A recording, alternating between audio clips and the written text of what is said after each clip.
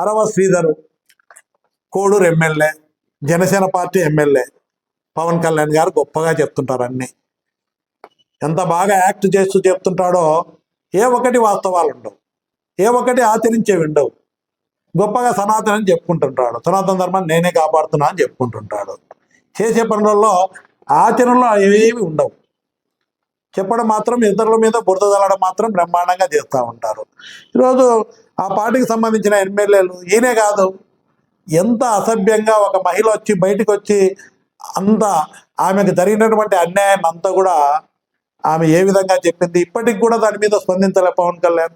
ఈరోజు ముఖ్యమంత్రిగా బాధ్యతగా ఉన్నటువంటి చంద్రబాబు నాయుడు గారు కూటమిలో భాగస్వామి ఎమ్మెల్యే, ఇంతవరకు స్పందించడం లేదు, ఏ యాక్షన్ తీసుకోవడంలే. అదేవిధంగా ఇలాంటి కార్యక్రమాలు మహిళల మీద చాలామంది ఎమ్మెల్యేలు, కూటమి నాయకులు చేస్తున్న అధికారం ఉంది కదా అనే అహంకారంతో వాళ్ళు చేస్తున్నటువంటి ఆకృత్యాలు ఎన్నో పేపర్లు చూస్తున్నాం, ఎన్నో మీడియాలో వస్తూ ఉన్నాయి, బహిరంగంగా వచ్చి చెప్తున్నారు. ఎక్కడ కూడా ఒక యాక్షన్ తీసుకునే పరిస్థితి లేదు.